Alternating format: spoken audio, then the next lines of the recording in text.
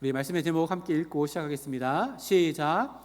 은혜의 리듬에 삶을 맡기다 라는 제목으로 함께 말씀을 나누겠습니다. 집사님께 오늘 기도하실 때도 해주셨는데요, 벌써 2025년 반이 훌쩍 지나가고 7월 달도 벌써 마지막 주입니다.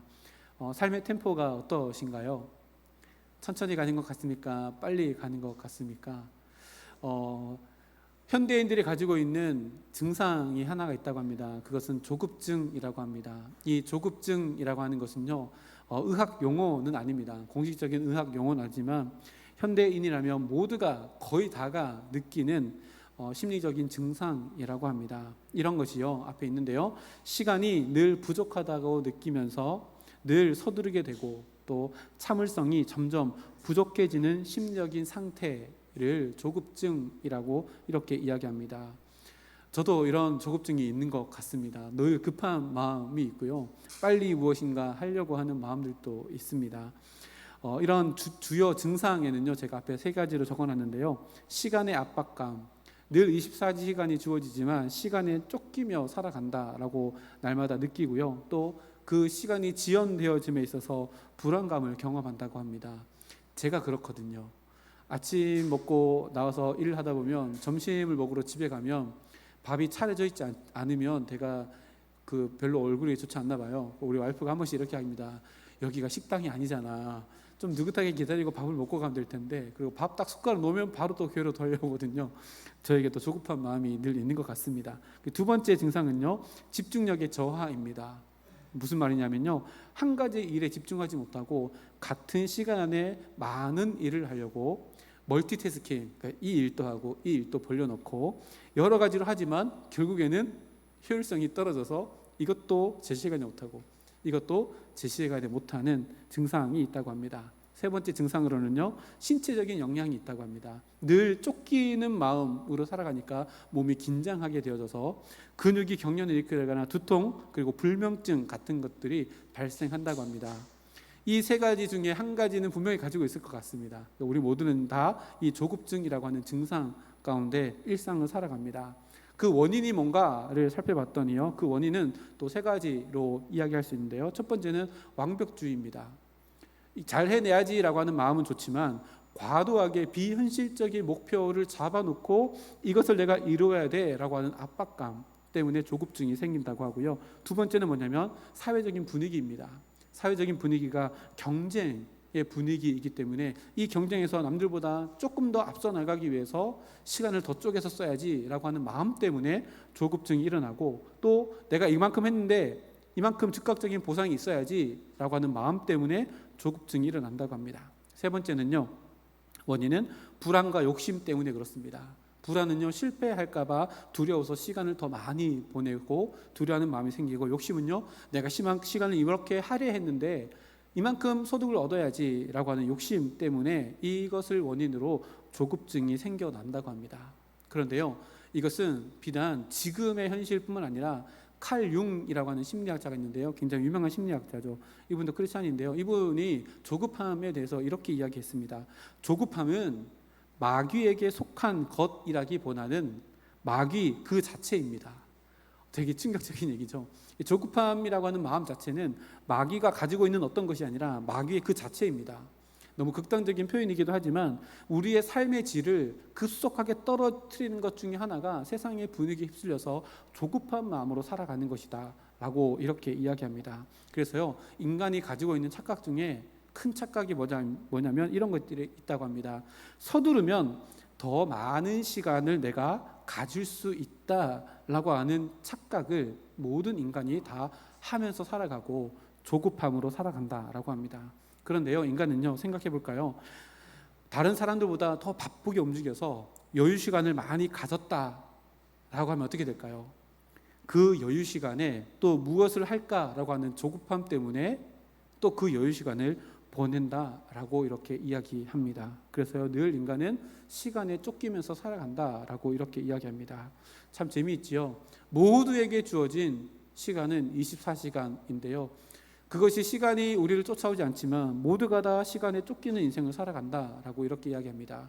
이런 시대적인 흐름과 조급함이라고 하는 증상을 가지고 예수님의 씨 뿌리는 비유를 다시 보면요, 누가복음 8장 14절 15절 말씀에 이렇게 기록하는데요, 가시떨기에 떨어졌다는 것은 말씀을 들은 자이나 지내는 중 이생의 염려와 재물과 향락의 기운이 막혀 온전히 결실하지 못하는 자요, 좋은 땅에 있다는 것은 착하고 좋은 마음으로 말씀을 듣고 지키어 인내로 결실하는 자니라. 이 말씀을요, 조급함이라고 하는 사회적인 분위기, 내 마음 가운데 있는 증상을 가지고 읽어보면 조금 다른 느낌으로 다가옵니다. 예수님께서 씨를 뿌리는 비유를 할 때 가시떨기에 뿌려진 씨 비유를 하면서 오늘 14절 말씀에 이렇게 이야기하는데요, 이생의 염려, 재물, 향락의 기운이 막혀가지고, 곧 한마디로 하면 세상에서 바쁘게 살다 보니까 말씀의 씨앗이 우리 마음의 밭에 떨어지고 열매 맺지 못한다라고 하는 의미입니다. 다시 말하면 예수님께서 지적하시는 것은요, 세상의 흐름에 따라서 내 삶을 바쁘게 지낸다고 그것이 복된 삶이 아니다라고 하는 것을 지적하고 있는 것입니다. 그 바쁨이 원인이 되어서 이생의 염려가 생겨나고 그 염려 때문에 더 많은 재물들을, 더 많은 향락을 누리려고 하지만 오히려 그것은 우리의 삶 가운데 평안을 가지고 오지 못한다라고 이렇게 이야기하고요, 반대로 15절 말씀에 좋은 땅에 떨어졌다라고 하는 것은 이렇게 얘기합니다. 좋은 땅에 떨어졌다는 것은 그 씨앗이 인내로 결실하는 것이다 라고 이렇게 이야기합니다. 여기서 인내라는 단어가 나왔는데요, 이 인내라고 하는 것은요, 조급함과 반대되는 마음입니다. 차분하고 단순합니다. 여유로운 마음이 바로 이 인내의 마음입니다. 한번 생각해 보십시오. 농부가 밭에 씨를 뿌렸습니다. 근데 만약에 조급한 마음이 있는 농부라면요, 열매가 맺히기 전까지 그 기간은 어떤 기간일까요?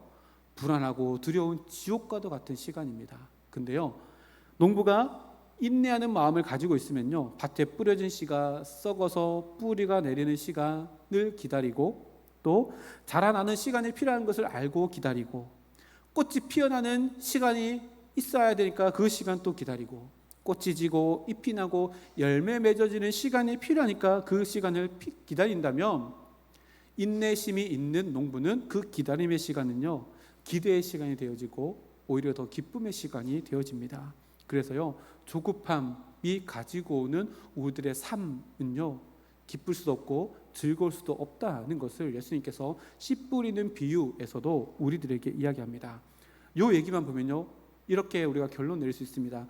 조급함의 이 문제는요, 부족한 시간의 문제가 아니라는 것을 우리가 알게 됩니다. 시간은 다 똑같습니다. 근데 조급함이라는 문제는 시간의 문제가 아니라 그 시간 안에서 시간표를 잘못 짠 우리들의 마음의 문제라는 것을 우리가 알게 되어집니다.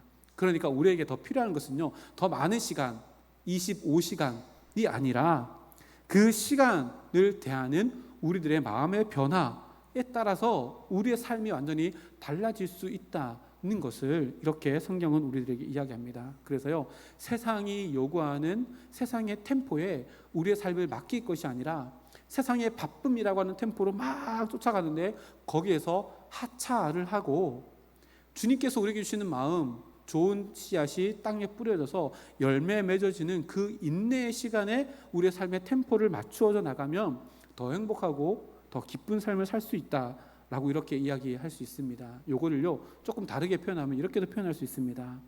당신에게 필요한 것은 더 많은 옷을 넣을 수 있는 옷장이 아니라 필요 없는 옷을 정리할 수 있는 마음의 결단입니다. 시간을 옷장으로 비유했잖아요. 문 열어보면 입을 옷이 있어요, 없어요?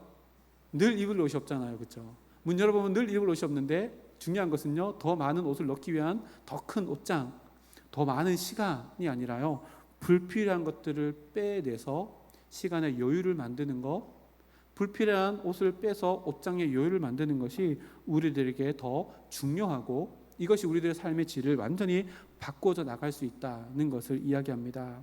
우리가 주일 낮에 팔복의 이야기를 계속해서 말씀을 나누고 있잖아요. 그 팔복이 첫 번째 복부터 여덟 번째 복까지 가만히 한번 살펴보면요, 조급한 마음으로 이루어낼 수 있는 복은 하나도 없다는 것을 우리가 알게 되어집니다. 우리가 두 가지 복을 함께 살펴봤잖아요. 첫 번째 복이 심령이 가난한 자 푸트카스가 누리는 복입니다. 이 심령의 가난은요, 절대로 조급한 마음으로서는 가질 수 없다는 것을 우리가 지난주에 배웠습니다. 조급한 마음이 아니라요, 차분하고 조용하고 고요한 마음 가운데 나 자신을 하나님 앞에서 돌아볼 때 나는 영적인 파산한 존재입니다 라고 하는 마음, 이것은요 차분하고 고요하고 여유로운 마음 가운데서만 누릴 수 있는 마음입니다. 오늘 우리가 함께 살펴보았던 애통하는 복도 마찬가지입니다. 절대로 바쁜 마음, 조급한 마음 가운데서는요 나를 돌아볼 수 없습니다. 하늘을 우러러 한 점 부끄러움기를 잎새에 이는 바람에도 나를 돌아보는 시간은요 고요한 나만의 시간을 통해서만, 잠잠하고 하나님 앞에서 여유로운 시간을 통해서만 누릴 수 있는 복이라는 것을 팔복을 통해서도 우리는 직접 경험하게 되어집니다. 그래서요 세상의 템포에, 바쁨이라는 템포에 내 삶을 내어 던지는 순간 우리는 하나님의 템포와 멀어질 뿐만 아니라 하나님의 템포에서 주어질 수 있는 복과 점점 멀어져 가게 되어진다는 것을 오늘 말씀을 통해서 우리는 깨닫게 되어집니다. 그러면 하나님의 사랑의 템포는 어떤 템포일까요? 빠를까요? 느릴까요? 하나님의 사랑의 템포는요 엄청 느립니다. 얼마만큼 느릴까요? 죄인된 우리가 따라갈 수 있을 만큼 느립니다. 만약에 하나님의 사랑의 템포가요 창조주 하나님의 템포로 태초에 빛이 있으라, 빛이 막 생겨나는 이런 놀라운 템포로 하나님의 사랑도 우리에게 비춰졌다면 그 하나님의 사랑의 템포에 우리의 삶을 맞춰 나갈 수 있는 사람은 아무도 없었을 겁니다. 근데요 하나님의 사랑의 템포는요 우리가 죄인 되었을 때에, 하나님을 알지 못할 때에 그 사랑을 깨달을 수 있을 만큼 천천히 느리게 우리의 삶의 템포와 함께 해주시고자 이 땅 가운데 예수님을 보내주시는 아주 느린 템포에 있습니다. 근데요 예수님의 사랑, 하나님의 사랑의 템포는요 느리지만 절대로 멈추지 않습니다. 계속해서 흘러가고요 영원토록 흘러갑니다. 그래서 그 하나님의 템포에 맞추어서 그 템포에 맞게 내 삶을 하나님께 내어드리면 그 사랑은 영원토록 우리와 함께하는 사랑이 된다는 것이 성경 전체의 이야기입니다. 예수님은요 오늘 말씀을 통해서도 그 하나님의 사랑의 템포 안으로 우리를 초청하는 메시지를 우리들에게 던져주시는데요, 오늘 말씀은 우리가 너무나도 잘 아는 말씀이지요. 그래서 개역 개정 성경이 아니라 메시지 성경, 유진 피터슨이 쓴 메시지 성경 버전으로 제가 다시 천천히 읽어드리겠습니다. 앞에 화면 보시면서 눈으로 따라오시면 되겠습니다. 너희는 피곤하고 지쳤느냐? 종교 생활에 탈진하였느냐? 나에게 오너라. 나와 함께 길을 나서면 너희 삶은 회복될 것이다. 내가 너희에게 제대로 쉬는 법을 가르쳐 주겠다. 나와 함께 걷고 나와 함께 일하여라. 내가 어떻게 하는지 잘 보아라. 자연스러운 은혜의 리듬을 배워라. 나는 너희에게 무겁거나 맞지 않는 짐을 지우지 않는다. 나와 함께 있으면 자유롭고 가볍게 사는 법을 배울 것이다. 오늘 이 말씀에서요, 말씀의 제목을 땄는데요, 자연스러운 은혜의 리듬을 배우라. 오늘 말씀의 제목이 여기서 따왔습니다. 자연스러운 은혜의 리듬, 곧 예수님이 살아가셨던 삶의 템포에 우리들의 삶의 템포를 맞추어 나가라 라고 하는 주님의 초청입니다. 예수님을 믿는다는 거, 여러분 어떤 것이라고 생각하고 살아가십니까? 예수님을 믿는다는 것은요, 예수님의 가르침을 배우고 익히는 것을 포함하지만 그것만을 가지고 예수님을 믿는다라고 이야기하지 않습니다. 예수님을 믿는다는 것은요, 유진 피터슨이 다른 책에서 이렇게 비유하고 이야기하는데요, 앞에 화면에 있습니다. 제가 읽어드릴게요. 진리로서의 예수님이 길로서의 예수님보다 훨씬 많은 관심을 받고 있다. 그러나 진리의 뿌리를 둔 길로서의 예수님을 따르면 우리는 예수님의 삶을 낳는 인생을 살게 된다. 계속 띄워놔 주시고요. 유진 피터슨이요, 예수님을 믿는다는 것을 두 가지로 구분했는데, 두 가지로 구분되어질 것이 아니라 하나라고 이야기하는데요, 우리가 오해하는 신앙생활은 진리로서의 예수님만을 따라가는 겁니다. 이게 뭐예요? 아는 것에서 그치는 거죠. 근데 예수님은 길로서의 예수님으로 예수님과 함께 걸어가고 예수님의 템포에 내 삶의 템포를 맞추는 것이다 라고 유진 피터슨이 이렇게 이야기합니다. 길로서의 예수님을 만나고 그분과 동행하는 것이 진짜 신앙생활이다 라고 이렇게 이야기하는 겁니다.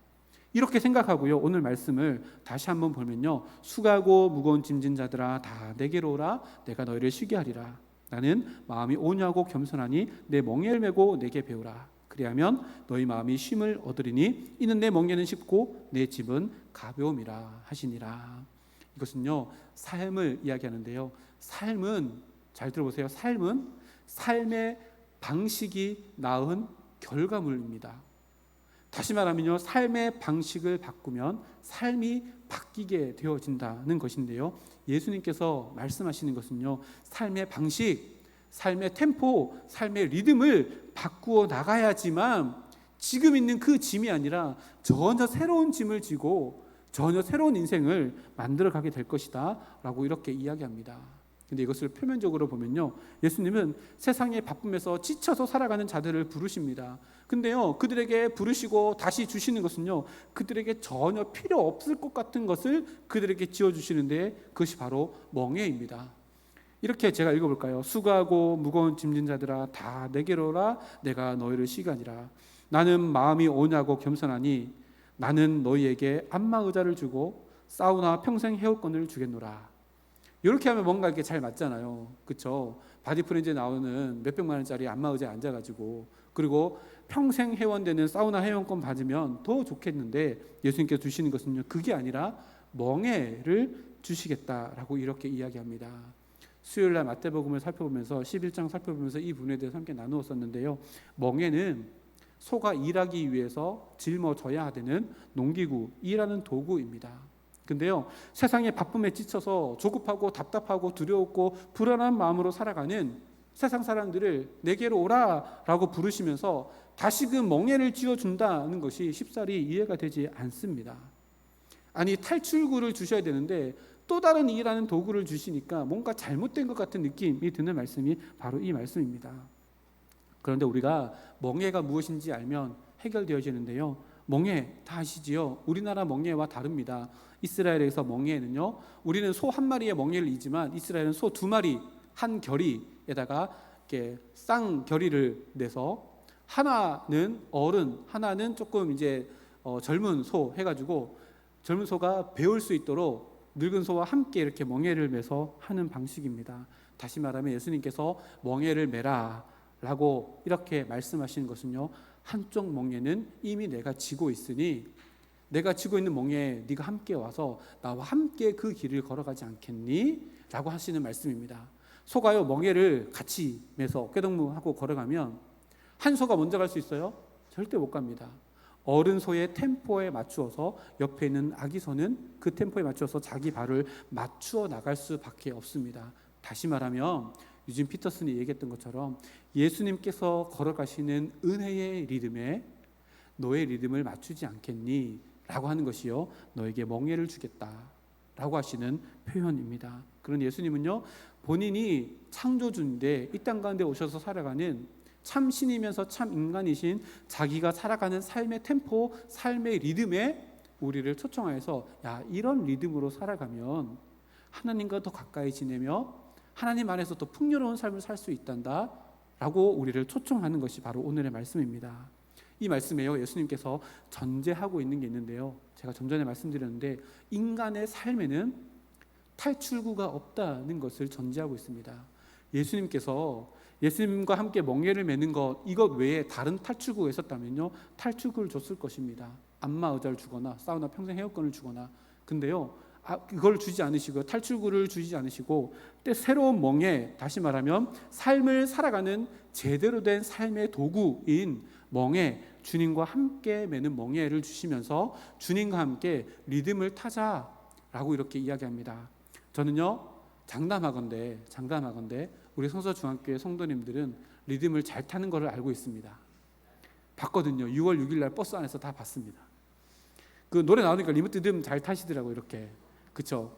이거랑 마찬가지입니다. 쿵짝쿵짝 나오면 우리 마음이 쿵짝쿵짝 리듬 타는 것처럼 예수님께서 예수님의 삶의 리듬에 우리를 초청해서 야, 나는 지금 이런 리듬으로 살아가고 있는데 이런 리듬에 나와 함께 하지 않겠니?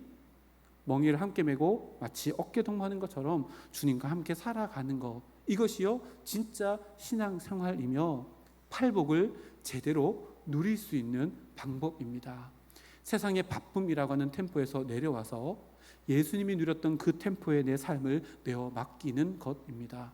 예수님은요 늘 일어날 때마다 한적한 곳을 찾아가서 세상의 템포가 아니라 하나님의 템포에 자신의 삶을 맞추는 삶을 살았습니다. 늘 자기의 삶이 하나님과의 만나는 삶의 자리를 만들어서 세상의 템포가 아니라 하나님의 템포에 자기의 삶을 맞추는 인생을 살았습니다. 그래서요 의도적으로 우리는 이것을 기억해야 합니다.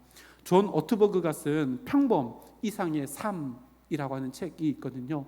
이 책에 보면 조급함을 없앨 수 있는 방법을 이야기하는데요. 오늘 적용을 이 책에서 발췌해서 나누려고 합니다. 첫 번째는 두 가지입니다. 첫 번째는요, 의도적으로 내 삶의 속도를 낮추는 겁니다. 의도적입니다. 의도적으로. 지금까지는 내가 이런 템포로 살아왔지만 의도적으로 내 삶의 템포를 완전히 낮춰보는 겁니다. 한번 생각해 보십시오. 예수님께서 어떤 삶을 사셨을까요?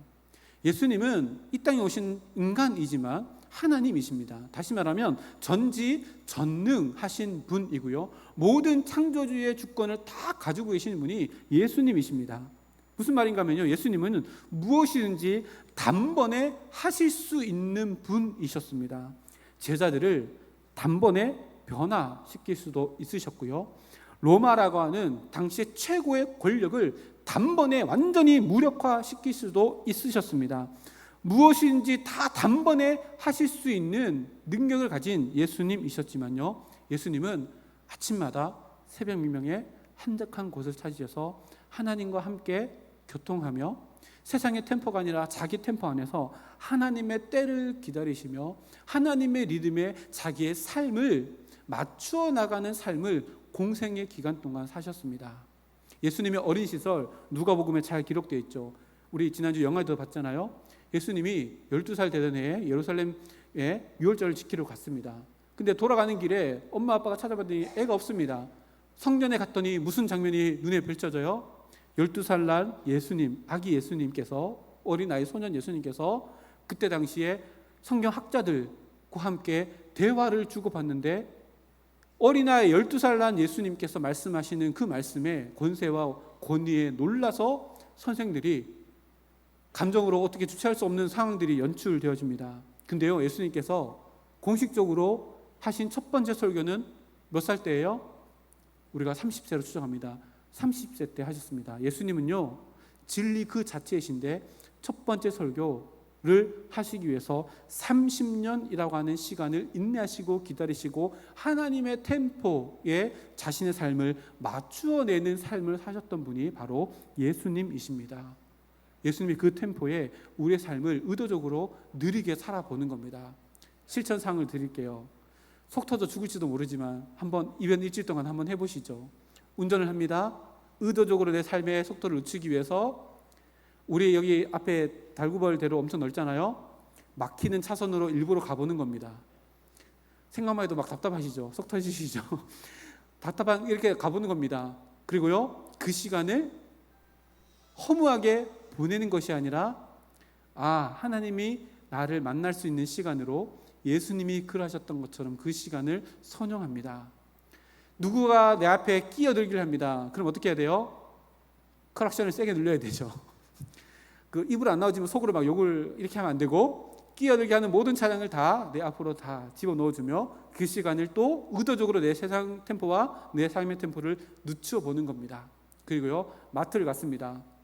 계산을 하려고 하는데 줄이 엄청 깁니다. 평소에는 짧은 곳을 찾아갔지만 이번 일주일 동안은 긴 줄에 서봅니다. 가장 긴 줄에 서서 기다리면서 뭐 하는 거예요? 지금 나와 함께 하신 하나님께 내 삶의 템포를 맞추어 보는 겁니다. 하나님, 저 지금 여기에 있는데요, 세상 사람들이 이렇게 살아가네요.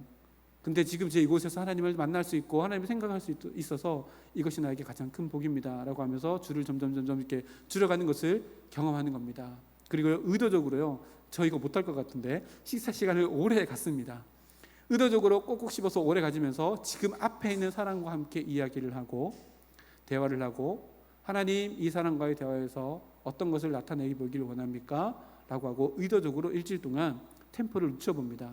지금까지 삶을 살았던 템포에서 의도적으로 일주일 동안만 늦추어 보면서 그 시간 동안 하나님께서 이 땅 가운데 보내신 예수님은 이런 삶의 tempo로 매 순간순간마다 하나님을 생각하며 하나님의 때를 기다리며 인내하며 참으시며 하나님께서 원하시는 일들을 만들어가고 계셨구나 라고 하는 것을 삶 가운데 실제로 적용해 볼 수 있는 우리가 되었으면 좋겠습니다. 둘째는요, 혼자만의 시간을 갖는 것입니다.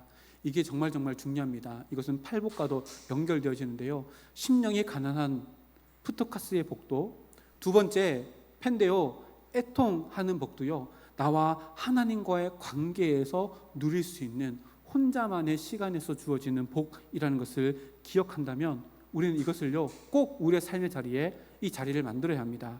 이 헨리 나우엔이라는 사람은요 이렇게 이야기합니다. 혼자만의 시간은 변화의 용광로이다.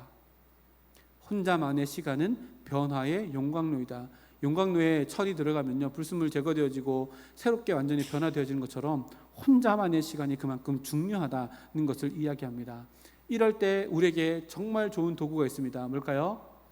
예쁜 예배상 다 나눠드렸잖아요. 그거 집에서 펼치시고, 지난번에 얘기했던 것처럼 십자가도 올려놓고 성경책도 펴시고 하나님과의 의도적인 만남의 시간을 만드셔야 합니다. 성경에 예수님은 이것을 골방이라고 표현했고요, 골방은 타메이온이라는 헬라어인데요, 어떠한 것과의 관계도 다 단절된 밀폐된 공간에서 오직 하나님과의 관계만 연결된 곳을 골방이라고 이야기하는데, 이 자리를 만드는 겁니다. 그래서 그 자리에서 하나님을 대면하고 하나님과의 대면하는 관계 속에서 내 안에 있는 더럽고 추악한 것들을 다 드러내고 그것을 씻어주시는 하나님을 만나며 세상의 템포가 아니라 내 삶 가운데 하나님의 템포로 맞추어 나가는 것, 이것이 가장 중요합니다. 그래서요, 한리 네오리라는 사람은 또 이렇게도 이야기합니다. 혼자만의 시간 가운데서 나는 나의 삶의 발판을 없앱니다 라고 이렇게 이야기합니다. 이거 가만히 생각해 보십시오. 굉장히 어려운 일이지만 이것이 혼자만의 시간을 통해서 할 수 있다는 겁니다. 여기서 말하는 발판은요, 나를 지탱하고 있는 하나님 이외에 다른 어떤 것들입니다. 나의 자존심, 나의 경력, 나의 업적, 나의 소유, 사회적인 지위, 그 모든 발판들을 다 없애고 오직 하나님을 반석 삼아 기대는 자리가 하나님과 나와의 자리, 하나님과 나와 하나님의 템포에 내 삶을 내어 맡기는 자리입니다.